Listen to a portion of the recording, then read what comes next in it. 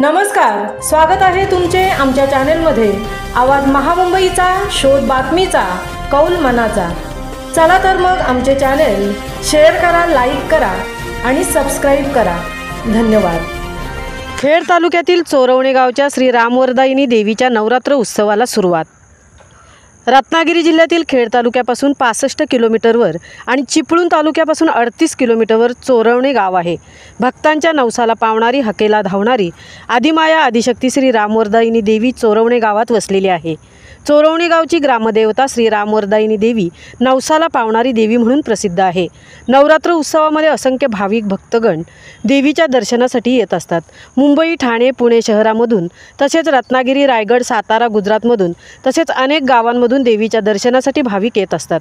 मंदिरामध्ये नित्यनेमाने सकाळ संध्याकाळ आरती होत असते।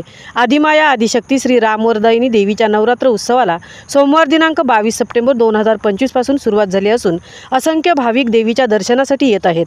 गुरुवार दिनांक 2 ऑक्टोबर 2025 पर्यंत नवरात्र उत्सव आहे। नवरात्रीमध्ये महाअभिषेक, विधिवत पूजा, महामंगल आरती, हरिपाठ, भजन, गरबा, दांडिया रास या रूपी जागर मंदिरमध्ये आयोजित करण्यात येणार आहे।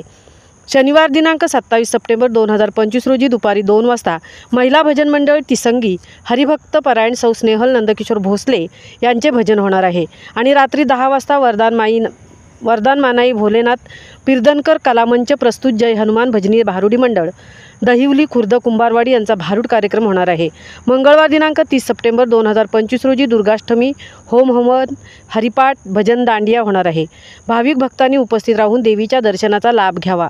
ग्रामविकास मंडळ चोरवणे, मुंबई, पुणे आणि श्री रामवरदायिनी देवस्थान कमिटी तसेच ग्रामस्थांच्या माध्यमातून हा नवरात्री उत्सव साजरा होत आहे। मंदिरामध्ये मागील 3 वर्षापासून दररोज दुपारी 12 ते 2 वाजेपर्यंत महाप्रसादाची सोय असते। तसेच नवरात्रीमध्ये मंदिरात देवीच्या दर्शनासाठी येणाऱ्या सर्व सुवासिनींची ओटी भरण्यात येते।